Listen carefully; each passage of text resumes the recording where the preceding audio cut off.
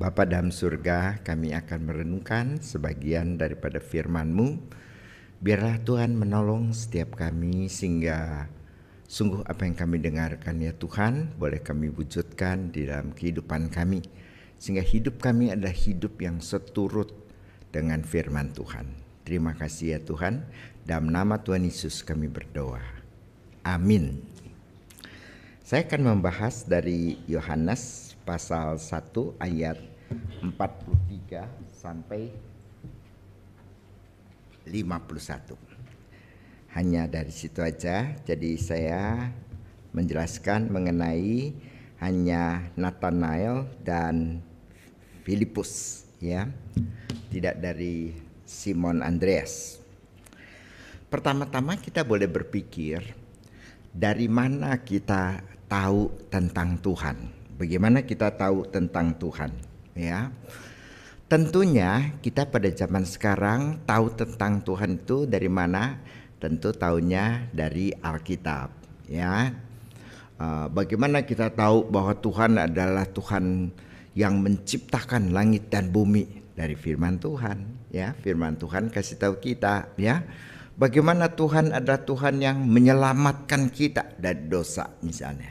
Ya, dari firman Tuhan. Semuanya yang kita dapatkan adalah daripada firman Tuhan. Tetapi misalnya kalau kita lihat pada waktu Tuhan Yesus datang ke dalam dunia ini, lalu kemudian dia memilih murid-muridnya, maka kita lihat bahwa pada waktu itu firman Tuhan tidak seperti kita punya zaman sekarang ini, ya.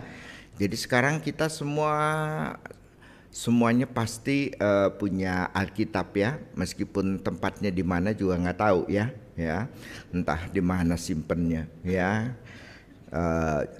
Jadi kita itu setiap misalnya dibaptis atau di CD itu biasanya kita mendapatkan Alkitab kan ya. Jadi buat kita sih Alkitab itu mudah banget ya. Tapi pada waktu zaman Andreas, Petrus segala dan sebagainya, pada waktu zaman Tuhan Yesus, Alkitab itu cuma ada di sinagog, ya, rumah ibadah.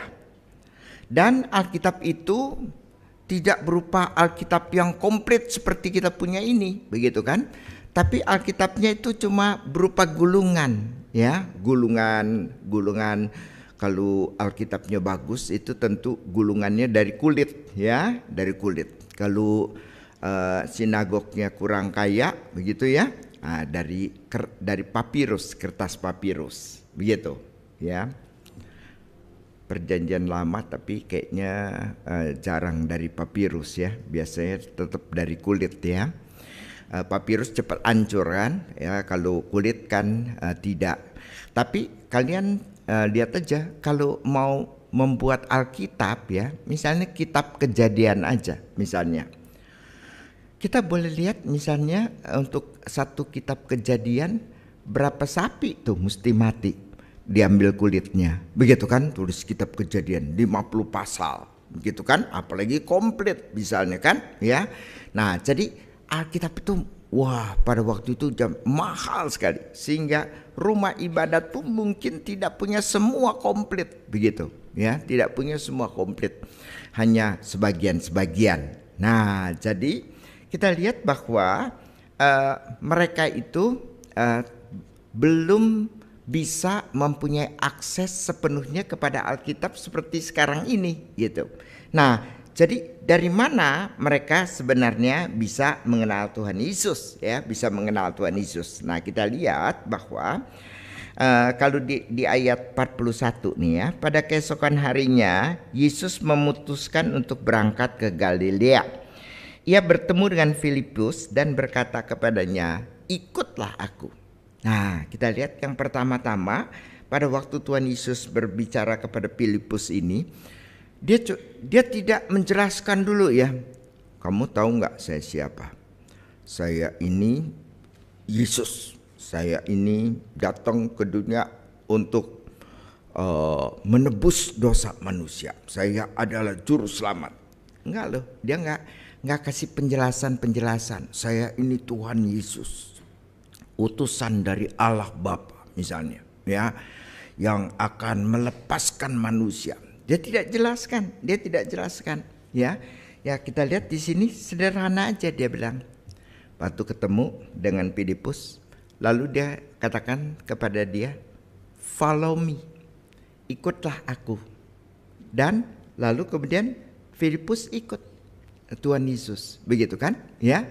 Nah, jadi kita lihat di sini, ya, pola pengenalan murid-murid ini dibanding dengan kita itu sangat berbeda, ya. Kalau kita dari kecil, dari sekolah minggu misalnya, diajarkan tentang Tuhan Yesus, ya. Jadi kita kalau jemput anak kita di sekolah minggu, yang kita tanyain sama anak kita apa? Kamu gak pernah tanya-tanya anak ya? Nah, jadi kita kalau ketemu anak dari sekolah minggu, pasti kita tanya, "Ayo, tadi Lause cerita apa?" Kalau dia bisa jelasin, nah kita kasih deh es krim lah, begitu kali. Kalau dia nggak bisa, anak goblok lu, anak siapa lu, gitu kan? Kita kalau anaknya bodoh, kita tanya anak siapa. Kalau anak pintar, anak siapa dulu dong, gitu kan? Ya, itu egoisnya orang tua, gitu kan? Nah, tapi Tuhan Yesus pada waktu dia ketemu Filipus, bagaimana cara penginjilannya dia? Bagaimana cara supaya Filipus kenal dia? Dia nggak bilang apa-apa, nggak cerita apa-apa, nggak membuat argumen apa-apa, nggak menceritakan apa. Dia cuma bilang, "Follow me, ikut saya, ikut saya." Nah, setelah Filipus ikut Tuhan Yesus, maka dia mulai melihat, ya, mulai melihat Tuhan Yesus itu bagaimana, ya, bagaimana dia lihat. Lalu kemudian nanti dia melihat pada waktu dia berbicara kepada Nathanael, misalnya kan, bagaimana, dan semua kemudian selama 3,5 tahun dia ikut Tuhan Yesus itu, apa yang dia belajar? Satu, bagaimana pada waktu dia mengikut Yesus sampai kematian Tuhan Yesus, sampai dia naik ke surga, itu yang dia belajar bersama dengan Tuhan Yesus. Bersama dengan Tuhan Yesus, begitu. Jadi follow me, ikut saya, begitu kan? Jadi pola penginjilan daripada Tuhan as simple as that, ya. Sangat sederhana, ya, begitu aja, cuman follow me, begitu kan, ya. Nah, jadi kalau kita, ya, kadang-kadang mesti katekisasi dulu, ya, meskipun dari gereja lain, kalau tidak seasas mesti katekisasi dulu misalnya, ya. Lalu kemudian kita jelaskan Tuhan Yesus adalah juru selamat, Alkitab adalah wahyunya Tuhan, dan sebagainya, begitu kan, ya. Kita banyak diajarkan dahulu tentang Tuhan, ya. Tuhan itu begini, Tuhan itu begini, Tuhan itu begini, Tuhan itu begini, begitu kan, ya. Tapi kita lihat Tuhan Yesus cuma mengundang Filipus, follow me. Itu adalah undangan daripada Tuhan Yesus, yang artinya apa? Bukan sekedar tahu tentang dia, tapi kenal dia, begitu kan, ya. Karena apa? Karena pada waktu Filipus mengikut Tuhan, ada satu hubungan yang intim dengan Tuhan Yesus. Dia mulai kenal, ya. Saya rasa Bapak Ibu juga, ya, pada waktu mau menikah misalnya, begitu kan? Apa Bapak Ibu belajar dulu? Ini calon istri atau calon suami saya begini. Oh, ini dia sekolahnya di sini, ini dianya begini, lalu dianya gini, ini sifatnya begini, dia sukanya begini, ininya. Dia belajar gitu dulu enggak? Saya jamin Bapak Ibu pada waktu mau menikah enggak ada yang begitu, ya. Kalau Bapak Ibu begitu sih rasanya belum makan obat tuh. Jadi mempelajari dulu, enggak kan, ya. Kita kenalan, ya. Waktu kenalan itu pasti ada ada kimiawinya kalau saya bilang ya, ada chemicalnya, ada chemistry-nya. Kenapa dari segitu banyak perempuan kamu kok jatuh cintanya cuma satu gitu? Dari segitu banyak pria kamu kok jatuh cintanya cuma satu itu, ya? Kalau yang jatuh cinta semua lihat perempuan, lalu kemudian jatuh cinta itu, ya juga itu mesti masuk rumah sakit, begitu ya. Nah, kita tuh di dunia ini ketemu satu orang, nah itu tidak bisa dijelaskan ya, yaitu chemistry-nya, begitu kan ya. Tapi kita tidak belajar kan, dia ini begini, dia begini, dia begini, enggak. Kita ketemu, kita makan sama-sama. Nah, dari makan kita lihat ya, kalau dia makan, begitu makanan datang semua dia ambil buat dia nggak pikirin kita, gitu ya. Nanti sisanya baru kita. Nah, kita udah tahu dia ya. Nah, ini tamja, begitu kan ya. Rakus nih, nanti gua kawin sama dia bagaimana nih ya, susah nih, begini kan ya gitu. Atau mau makan di mana nih, gitu ya. Kita pilih nih, ya kita nggak pilih yang mahal-mahal, kita pilih yang sedang-sedang. Tapi langsung jangan di situ mahal, cari yang murah, gitu ya. Nah, ketahuan nih pelit nih, begitu kan ya. Nah, jadi kita itu tahu dari mana? Tahu dari bergaul kan, ya, dari bergaul. Jadi dari itu semuanya kita tahu, misalnya sifatnya, kebiasaannya, adatnya, apa dan sebagainya, semuanya dari situ. Nah, Tuhan Yesus pun begitu, ya. Follow me, ikut saya. Kamu lihat saya nanti bagaimana, ya. Tidak semata dengan ajaran, tapi dari hidupnya, ya, dari hidupnya Tuhan Yesus dia tunjukkan kepada murid-muridnya, saya tuh begini hidupnya, begitu kan, ya. Sehingga ada satu pelajaran yang didapatkan melalui pergaulan, ya, melalui kedekatan dengan orang yang diajarkan oleh Tuhan Yesus ini, ya.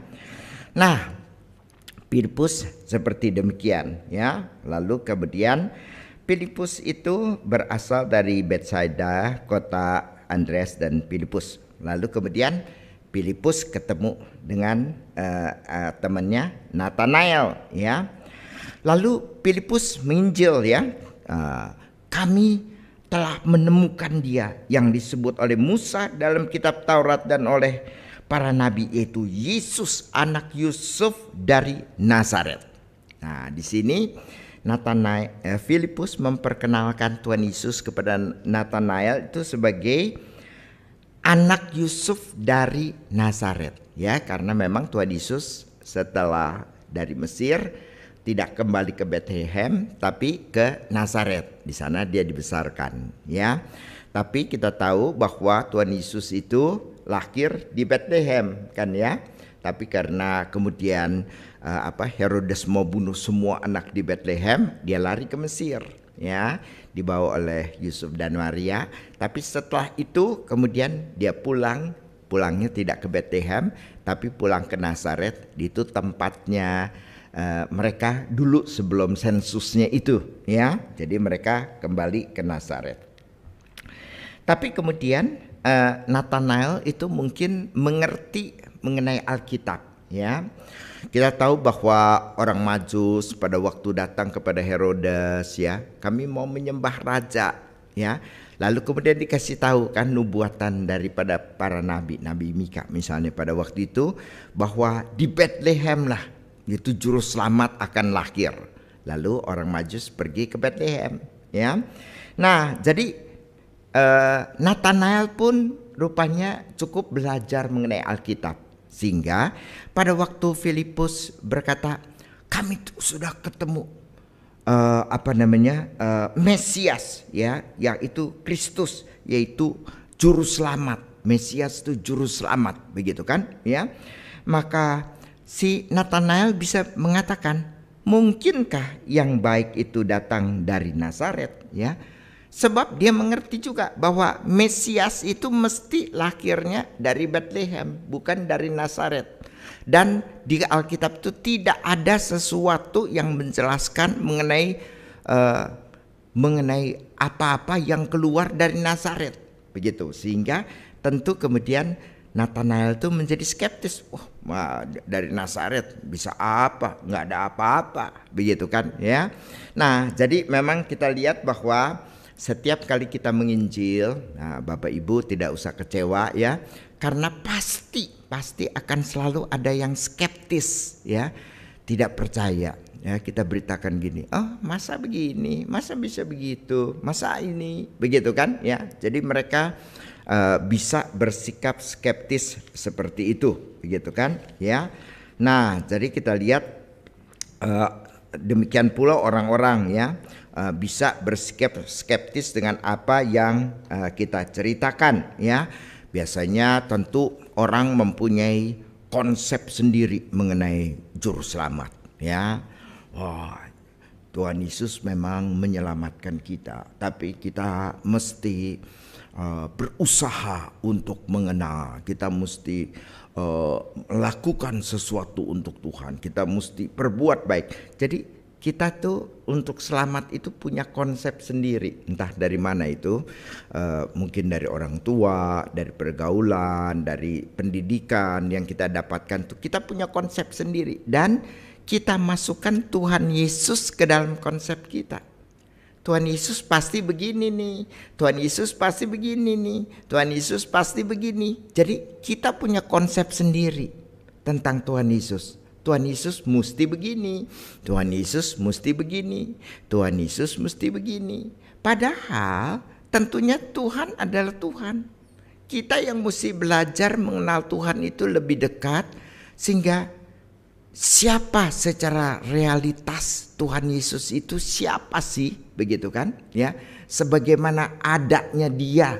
Nah, kita harus mengenal Dia sebagaimana adanya Dia, bukan menurut konsep daripada kita ya. Tapi celakanya kebiasaan apa dan sebagainya ya, pengajaran yang kita dapat pada waktu kecil itu akan membentuk konsep kita, misalnya mengenai Tuhan ya. Misalnya saya terlahir keluarga Kristen ya, keluarga Kristen. Papa saya majelis gereja, begitu kan, dari GKI ya. Jadi di GKI itu kami belajarnya, dari papa itu belajarnya dosa lu, nanti dihukum lu, masuk neraka lu, masuk neraka. Nah, jadi saya masuk ke dalam otak saya, konsep saya, Tuhan adalah Tuhan yang seperti itu ya. Kamu dosa, dihukum loh, nanti pasti ada sialnya, begitu kan. Dosa, nah nanti Tuhan hukum, nanti Tuhan kasih hukuman. Ultimately masuk neraka loh, begitu kan. Jadi saya mengenal Tuhan itu dari kecil tuh sebagai Allah yang pantokrator, Allah yang membalas kejahatan, begitu kan. Allah yang pokoknya kalau begini pasti begini, kalau begini pasti begini, kalau kita jahat pasti kita sial nih, begitu kan. Nah, jadi kita memang takut ya untuk berbuat jahat, begitu, karena kita takut pembalasan Tuhan. Jadi berangkat besar saya itu dengan keyakinan, dengan konsep Tuhan yang seperti gitu. Tuhan yang membalas ya dosa-dosanya kita ya. Tuhan yang membenci dosa kita, gitu ya. Dan kalau kita berdosa Tuhan benci, begitu. Nah, sampai tentu akhirnya saya kemudian karena beberapa hal dalam hidup ya tidak menjadi Kristen ya. Tapi setelah kemudian ada beberapa peristiwa lagi yang terjadi dalam hidup saya, akhirnya mau tidak mau saya mesti kembali kepada Tuhan pada waktu itu ya. Kalau diceritain besok sampai pagi loh, gitu kan. Nah, kamu mana betah ya. Nah, jadi singkat kata akhirnya saya bilang ke adik, oke, saya sekarang mau katekisasi, begitu kan, mau katekisasi. Tapi saya mau cari pendeta yang pintar, sebab saya punya banyak pertanyaan mengenai kekristenan. Kalau dia aja tidak bisa jawab, buat apa saya jadi Kristen? Dia nggak bisa jawab, begitu kan? Ya, jadi seperti itu tuh, sombongnya begitu ya. Tapi Tuhan baik, ya. Dia nggak kasih saya pendeta yang pintar, bagaimana kan? Ya, tapi dia kasih pendeta yang bukan pendeta sih, penginjil kali ya. Penginjil yang kenal Tuhan. Kenal Tuhan. Nah, jadi bagaimana saya katekisasi? Waktu itu saya tinggal di Cawang. Cawang saya ke GKI Cawang kan, ya. Seluruh keluarga ke sono kecuali saya sendiri kan, ya, saya ateis, yang lain Kristen, begitu kan. Nah, di Cawang itu ada orang praktek. Dia lulusan dari STT Jakarta sih, ya, lulusan dari STT Jakarta. Lalu kemudian stasiunnya praktek pelayanannya tuh di GKI Cawang, gitu ya. Jadi, wah, adik saya banyak ikut di gereja, gitu ya, dibimbing oleh dia, ya, perempuan. Terus udah begitu. Lalu kemudian dia keluar kemudian dia pimpin Perkantas pada waktu itu, ya, tahun 70-an tuh. Dia pimpin Perkantas, keluar dari Cawang. Nah, lalu kemudian saya kemudian mau deh katekisasi gitu ya. Tapi kalau misalnya banyak orang gitu ya, dikit-dikit saya tanya, nggak enak dong ya, seolah-olah pendetanya ngajar saya sendiri begitu kan, gitu. Jadi kita tentu nggak enak begitu. Nah, terus ditanyain sama adik saya, kamu mau nggak katekisasinya waktu itu dia namanya Linda, Cilinda ya, kamu katekisasi sama Cilinda begitu kan? Saya bilang, oh mau begitu ya, kalau sama dia mau begitu kan, kelihatannya pinter begitu kan, lulusan STT begitu kan. Nah, saya mau begitu kan katekisasi. Nah, dia minta izin ke pendeta di GKI Cawang karena kenal keluarga kami, boleh nggak saya kasih katekisasi nih satu-satu nih yang tidak kenal Tuhan nih di keluarga mulia nih, saya katekisasikan. Dikasih izin sama pendetanya. Jadi saya katekisasi nggak di gereja, tapi langsung sama dia. Tapi nanti di CD-nya di GKI Cawang sono. Ya, jadi ini cuma izin katekisasi. Nah, katekisasi deh. Biasanya setengah tahun, cuman ini saya katekisasi sama dia setahun begitu. Ya, saya daripada sendiri, saya ajak teman saya satu.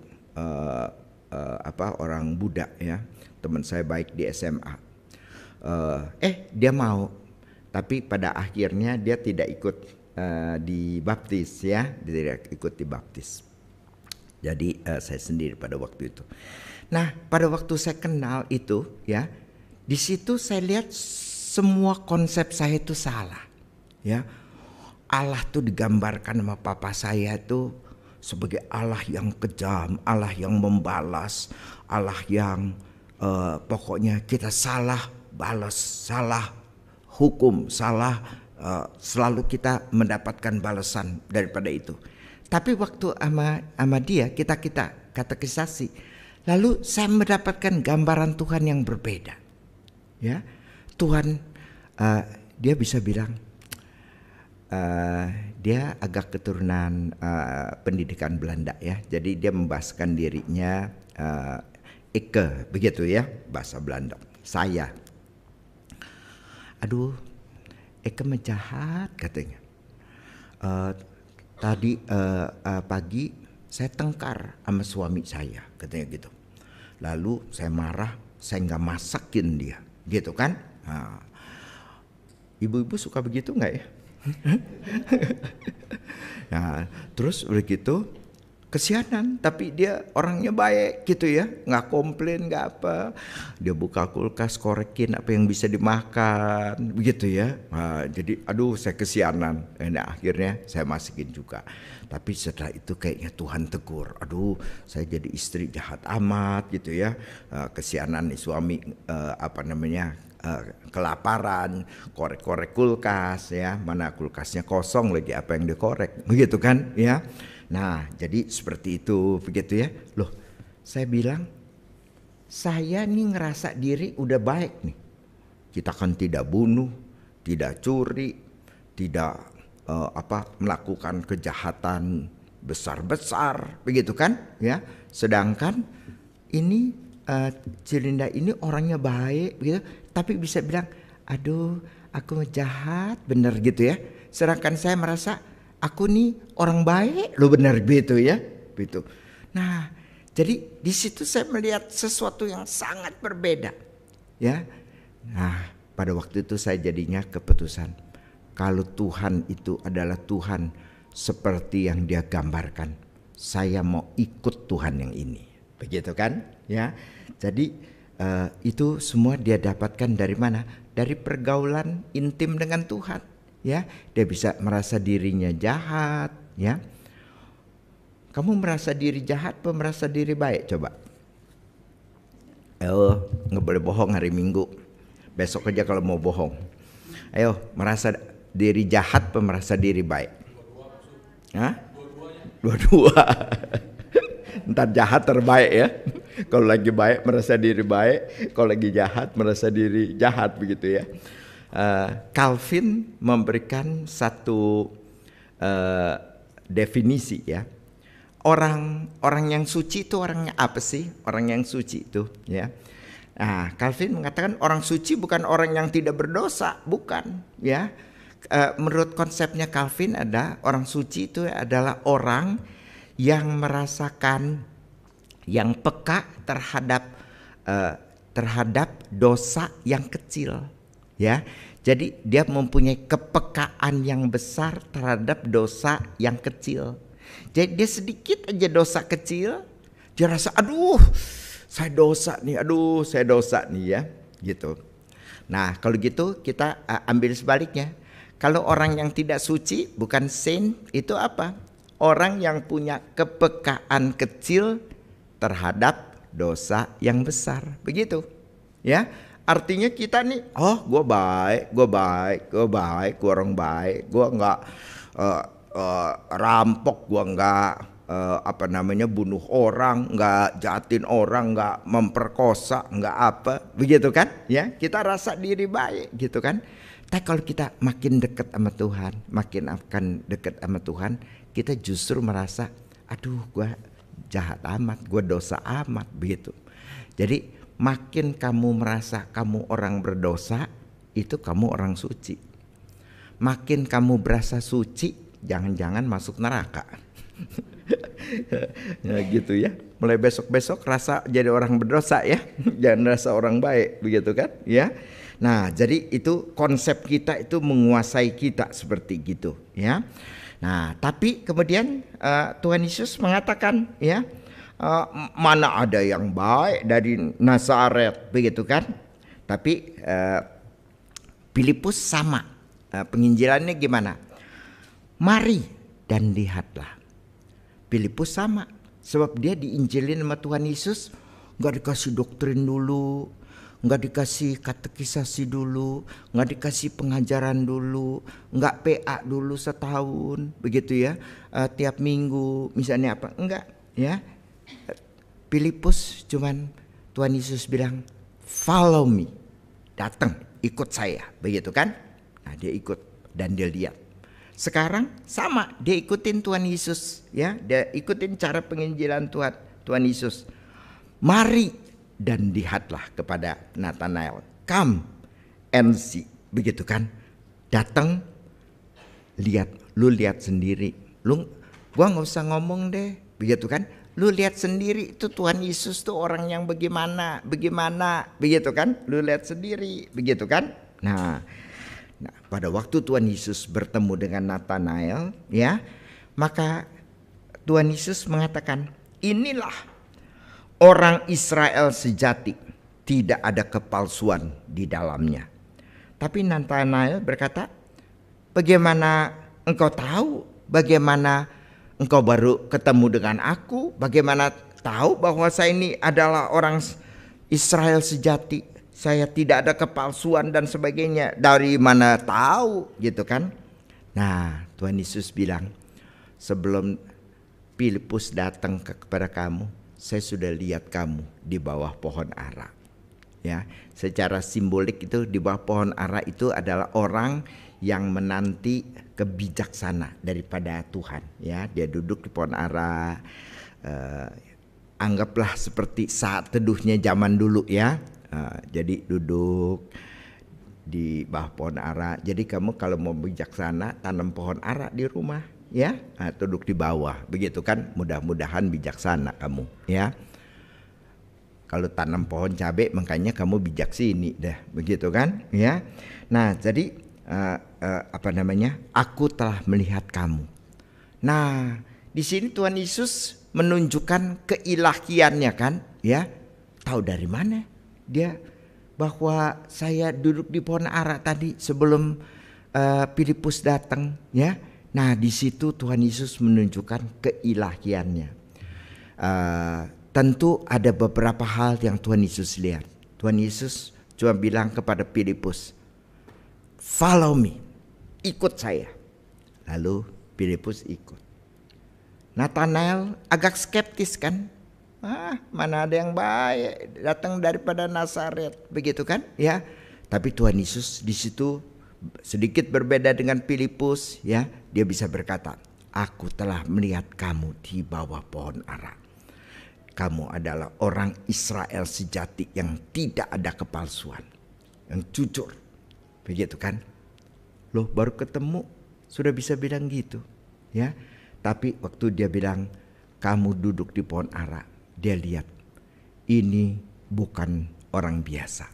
Karena dia bisa melihat saya sebelumnya itu ternyata duduk di pohon ara. Maka langsung Nathanael bisa berkata, Rabi, engkaulah anak Allah, engkaulah raja orang Israel. Karena wahyu yang Tuhan tunjukkan, saya bukan manusia biasa. Saya menyaksikan kepada Tuhan, kepada Nathanael siapa dia. Nih saya itu adalah ini ya. Nah Tuhan Yesus menjawab, karena aku berkata kepadamu, aku melihat engkau di bawah pohon ara, maka engkau percaya. Keilahian Tuhan Yesus kan ya. Tapi engkau akan melihat hal-hal lain yang lebih hebat daripada itu. Nah pada waktu ikut Tuhan dia lihat bagaimana Tuhan Yesus bisa membangkitkan orang mati, bisa jalan di atas air, bisa bermacam-macam ya mujizat yang dilakukan oleh Tuhan Yesus. Sampai makin ikut, makin kenal, makin ikut, makin yakin bahwa Yesus adalah juru selamat. Begitu. Nah Bapak Ibu sekalian, apa yang kita bisa tarik? Apa yang kita bisa pelajari? Kita lihat bahwa iman itu, iman untuk percaya itu terdiri dari dua hal kan ya. Pertama memang tentu ada pentingnya pengetahuan siapa Yesus itu. Yesus itu juru selamat. Yesus itu penebus kita. Misalnya begitu kan, itu kita sudah dapatkan. Tapi kita terlalu banyak berkanjang hanya di dalam pengetahuan ya. Jadi kamu misalnya berpacaran hanya mengenal dia dari pengetahuan. Oh dia lahirnya di sini, dia sekolahnya di sini, dia kerjanya ini, dia gajinya segini, dia tinggalnya di sini, dia apanya. Semua kita hafal, kita tahu. Tapi apakah akan menjamin bahwa kehidupan rumah tangga kemudian adalah kehidupan yang baik? Tidak. Itulah sebabnya apa? Kita perlu pacaran. Jadi anak kamu kalau pacaran dulu agak kelamaan jangan dilarang-larang ya. Kita memang di dalam berbeda generasi ya. Saya tanya ke mama saya, kamu ketemu papa bagaimana? Oh dulu diajak sama opa waktu tahun baru, biasa ada saling berkenalan, saling berancang sana begitu kan pada waktu Imlek. Ini udah deket nih, jadi Bapak Ibu kalau mau nyari mantu nanti Imlek nih, begitu kan ya. Nah terus udah gitu dia diajak ke tempat papi itu kan ya. Nah sudah diajak ketemu, kenalan begitu ya. Ditanyain sama opa saya, gimana tuh mau sama dia begitu ya. Terus kita tanya dong, lalu mami bilangnya apa? Nggak mau, kayak encek gitu loh. Karena mami saya orang sekolah Belanda, papa saya nih, engkong saya tuh totok dari cungkuk langsung, begitu kan ya. Nggak mau, makanya cucunya, anaknya ya kayak encek beginilah gitu. Nah, jadi terus nggak mau kayak encek gitu ya. Tapi kita taunya jadi juga begitu ya. Bagaimana tuh maunya ya? Pokoknya dikawinin sama orang tua gitu ya. Tapi setelah dikawinin ya, setelah hidup berapa lama, mama saya tuh waktu papa saya meninggal itu 2-3 tahun nangis terus begitu kan ya. Sayangnya bukan main sama papa. Entah dia sayang karena nggak ada yang cari duit kali ya, nggak tahu dah. Nanti tanya mama saya aja ya. Deket sini nih, ada di kebun nanas nih, begitu. Udah kena pelebaran jalan, apa nggak tahu deh, begitu kan? Ya. Nah, jadi kenapa? Makin kenal, makin sayang, makin kenal, makin sayang, makin kenal, makin sayang, begitu kan? Nah, jadi di dalam iman kita 2 hal kan, ada pengetahuan, kita belajar tentang Tuhan Yesus. Tapi ada pengalaman bersama dengan Tuhan. Kita bergaul dengan Tuhan. Ya, saya selama bergaul dengan Tuhan, wah saya berdosa. Takut kan, wah pasti sial nih. Nanti saya ketabrak motor nih kali, atau saya nanti ini begini nih. Wah, ajaran dari papa kan, kalau itu pasti kita dosa Tuhan hukum, dosa Tuhan hukum. Tetapi enggak bisanya ya. Wah kita berdosa, Tuhan berkatin. Tuhan itu bukan pantokrator ya. Tuhan itu adalah Tuhan yang mengampuni begitu. Sampai kita lebih malu sendiri kan ya. Aduh Tuhan, aku orang berdosa, malu sebenarnya, layak dihukum. Tapi Tuhan gak hukum, malah Tuhan sayang, malah Tuhan berkatin kok. Kok bisa begitu? Nah kita belajar dalam hidup bersama dengan Tuhan ya. Jadi pelan-pelan kalau kita bergaul dengan Tuhan, kalau dekat dengan Tuhan, kita makin kenal Tuhan, kita makin sayang, kita makin dekat kepada Dia. Kalau Bapak Ibu 10 tahun sama sekarang tetap sama ya, begitu aja. Pokoknya yang dari Alkitab, pokoknya yang kita tahu dari Alkitab, itu tidak menambah kecintaan kita kepada Tuhan kan. Kalau kita makin dekat Tuhan, makin bergaul, makin lihat itu Tuhan bagaimana baiknya Tuhan kepada kita, begitu ya. Saya pernah dengan anak saya itu satu-satunya anak yang paling rohani ya di antara anak didik saya. Karena dia juga misalnya pada waktu itu mengalami bagaimana berjumpa dengan Tuhan, apa yang namanya perjumpaan dengan Tuhan, sehingga saya bisa tangkap orang itu dari omongannya itu akan pasti berbeda gitu ya dengan orang yang tidak bergaul dengan Tuhan. Nah, dia bisa ingetin saya, Pak, kita udah lama loh nggak dapat pengalaman dengan Tuhan. Ayo kita minta. Oh iya, saya pendeta, kesibukan sering lupa. Tapi Tuhan kasih ingat melalui anak didik saya, gitu ya. Jadi kita mulai minta lagi, Tuhan, jangan sampai saya hilang ini daripada Tuhan. Tuhan kasih bagaimana ya? Nah, Tuhan kasih misalnya, saya pagi saya dengar lagu The Goodness of God ya, kebaikan Tuhan.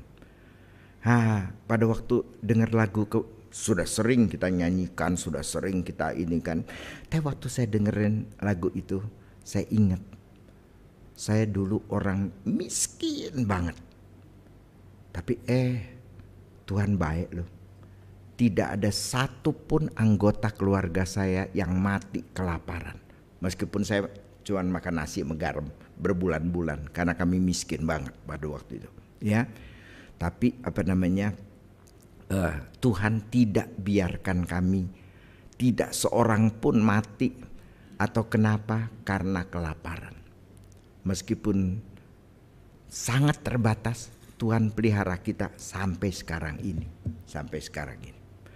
Dan pada waktu mendengarkan lagu Goodness of God, wah, saya bisa menangis, ya.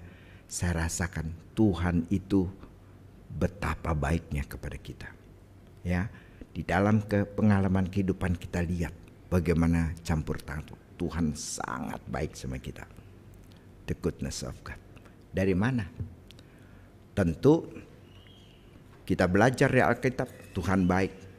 Tapi pengalaman kita menunjukkan kebenarannya Alkitab. Tuhan itu baik. Di dalam pengalaman kita alami, God is good. God is so good. Anda bisa mengatakan gak dari pengalaman, God is good. God is so good. Karena Anda bergaul dengan Dia. Mari kita berdoa.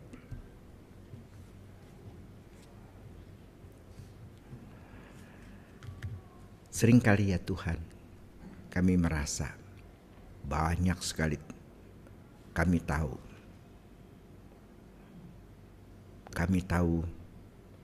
tentang Tuhan.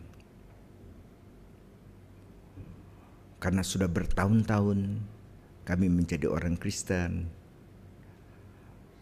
kami tahu segalanya. Tapi apakah ya Tuhan, kami tahu, tapi kami miskin dalam bergaul dengan Tuhan, bersama dengan Tuhan, akrab dengan Tuhan, intim dengan Tuhan. Sehingga melihat Tuhan adalah Tuhan yang begitu ajaib, begitu baik. Maka makin lama kami makin jatuh hati. Kami makin mengasihi Tuhan. Tolong setiap kami ya Tuhan, makin dekat dengan Tuhan, makin mengasihi Tuhan dalam hidup kami. Merasakan campur tangan Tuhan dalam hidup kami. Dan kami mendapatkan betapa baiknya Tuhan, betapa indahnya, betapa mulianya, betapa agungnya, betapa besar kasih-Mu ya Tuhan. Biarlah kami terus boleh bertumbuh di dalam pengenalan akan Tuhan. Tolong jemaat-Mu di GSRI Sunter ini ya Tuhan, supaya makin lama jemaat boleh makin kenal Tuhan. Berkati hamba Tuhan, berkati aktivis gereja ya Tuhan, majelis, supaya mereka semua menjadi orang-orang yang takut akan Tuhan dan orang yang bergaul dengan Tuhan. Terima kasih ya Tuhan, kami serahkan semuanya ini ke dalam tangan Tuhan. Dalam nama Tuhan Yesus kami berdoa. Amin.